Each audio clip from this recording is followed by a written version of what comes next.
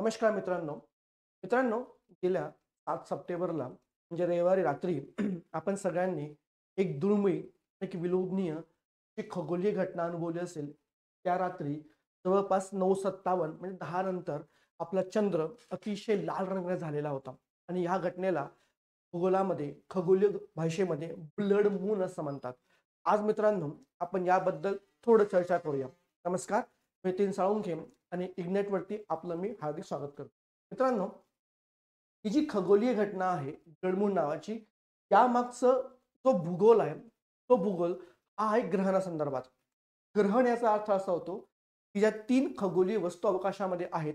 एक सूर्य आहे, पृथ्वी आहे आणि पृथ्वीचा एक उपग्रह आहे जो चंद्र आहे. या हे तिन्ही जेव्हा एका सरळ रेषेमध्ये येतात त्यावेळेस ग्रहण संकल्पना आपण शिकतो. मुळामध्ये पौर्णिमेला पौर्णिमेला त्या पौर्णिमेला सूर्य, पृथ्वी आणि चंद्र एका सरळ रेषेमध्ये आणि एका सरळ पातळीमध्ये येतात. त्या पौर्णिमेच्या रात्री पृथ्वीची सावली चंद्रावर पडते आणि चंद्रावर पडल्यामुळे चंद्रावरती ग्रहण येतं, चंद्रावरती ग्रहण येतं. आपण त्याला चंद्रग्रहण असं म्हणतो. म्हणजे चंद्रग्रहण हे पौर्णिमेला रात्री झालं पाहिजे, पण प्रत्येक पौर्णिमेला हे ग्रहण होत नाही, चंद्रग्रहण होत नाही. यामागचं कारण आहे की प्रत्येक पौर्णिमेला सूर्य, पृथ्वी आणि चंद्र एका रेषेमध्ये किंवा एका पातळीमध्ये येत नाहीत. याचं कारण काय? कारण चंद्राची परिभ्रमणाची कक्षा आणि पृथ्वीची परिभ्रमणाची कक्षा ही लंबवर्तुळाकार आहे आणि म्हणून ते प्रत्येक वेळेस एका सरळ रेषेमध्ये येणार नाही. 7 सप्टेंबरला काय घडलं बघा. 7 सप्टेंबरला सूर्य आणि पृथ्वी आणि चंद्र हे एका सरळ रेषेमध्ये एका पातळीमध्ये आले आणि म्हणून संपूर्ण पृथ्वीची छाया, ज्याला आपण म्हणतो प्रछाया उंबरा, ही संपूर्ण पृथ्वीची छाया कोणावर पडली? चंद्रावर पडली आणि चंद्र पुन्हा झाकायला गेला. चंद्र पुन्हा झाकला गेला आणि त्या ठिकाणी त्याला म्हणतो आपण चंद्राला ग्रहण लागलं. त्या ग्रहणला म्हणतो आपण खग्रास ग्रहण, टोटल इक्लिप्स, खग्रास. पूर्णपणे चंद्र झाकायला गेला. आता चंद्र झाकायला गेला हे मान्य होतं.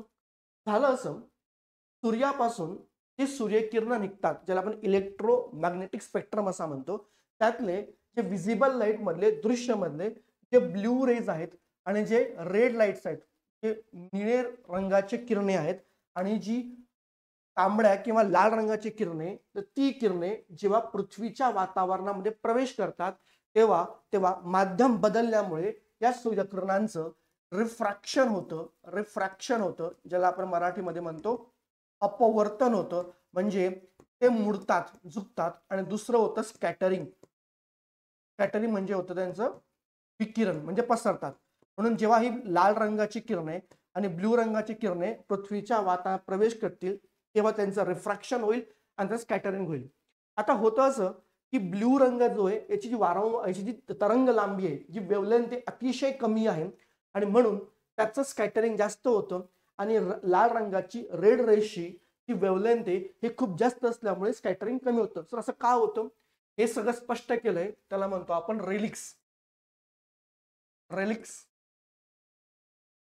स्कॅटरिंग काय संकल्पना आहे ती? रेलिक्स स्कॅटरिंग म्हणजे रेलिक्सचं विकिरणाचा प्रभाव, विकिरण सिद्धांत कोणाचा? रेलिक्सचा. 19th सेंचुरीमध्ये यांनी मांडलाय आणि हे ब्रिटिश नोबेल लॉरेट आहेत. त्यांनी आज रेलिक्सने हा सिद्धांत मांडला स्कॅटरिंगचा. त्यांचं खरं नाव होतं, खरं नाव जॉन विल्यम ट्रूट, हे त्यांचं खरं नाव होतं, पण त्यांना प्रेमाने काय म्हणायचे? लॉर्ड रेलिक्स म्हणायचे.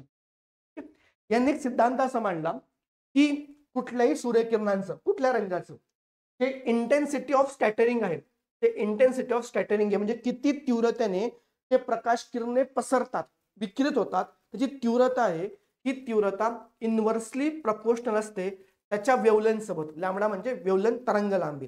म्हणजे काय? तरंग लांबीच्या वक्तृत्व विरुद्ध प्रमाणामध्ये इनव्हर्सली कोण असतात? स्कॅटरिंग. म्हणजे बघा, ज्या किरणांची तरंग लांबी कमी असेल त्यांचं विकिरण जास्त होईल. उदाहरणार्थ ब्लू रेस, आत्ता बोललो ब्लू रेस तरंग लांबी कमी होती, पण अवकाशामध्ये स्कॅटरिंग जास्त होतं म्हणून अवकाश आपला निळ दिसतं. लाल रंगाची तरंग लांबी खूप जास्त आहे म्हणून स्कॅटरिंग काय होतं? कमी होतं. म्हणून जो लाल रंग वातावरणामध्ये पसरला आहे, आलेला आहे, त्याचं स्कॅटरिंग कमी झालं, विकिरण कमी झालं आणि विकिरण कमी झाल्यामुळे तो खूप कमी पसरला गेला लाल रंग, आणि हा लाल रंग रिफ्रॅक्ट होऊन कुठपर्यंत पोहोचला, चंद्रापर्यंत पोहोचला. आणि या अति जास्त तरंग लांबीच्या लाल रंगांच्या किरणामुळे हा जो चंद्र आहे, हा चंद्र आपल्याला कॉपर रेड रंगाचा म्हणजे लाल रंगाचा आपल्याला दिसायला लागला. आणि या खगोलीय घटनेलाच आपण काय म्हटलं, ब्लड मून, रक्ताच्या कलरासारखा दिसणारा हा चंद्र हा ब्लड मून झाला. बऱ्याचदा तर या पृथ्वीच्या वातावरणामध्ये ज्वालामुखी धूळ असेल, ते राख असेल, ते गॅसेस असतील, तर हा जो लाल रंग आहे अजून डार्क होतो, अजून डार्क होतो. म्हणून चंद्राचा लाल रंग होणे ग्रहणामध्ये, चंद्रग्रहणामध्ये पौर्णिमेला हा लाल रंग होणे याला कोण जबाबदार आहे, तर पृथ्वीच्या वातावरणामधले जे लाल रंगाचे किरणे आहेत त्यांचं तरंग लांबी जास्त असल्यामुळे त्यांचं स्कॅटरिंग विकिरण कमी होतं आणि ते चंद्राच्या पृष्ठभागापर्यंत पोहोचतात. आणि त्यामुळे चंद्र हा लाल रंगाचा आहे, भडक लाल रंगाचा असं ऍपियर होतं, असं दिसतो. म्हणून या घटनेला आपण काय नाव दिले, ब्लड मून, रक्ताच्या रंगाचा दिसणारा चंद्र. ठीक आहे. आय होप तुम्हाला कॉन्सेप्ट कळला असेल. थँक्यू. Good day.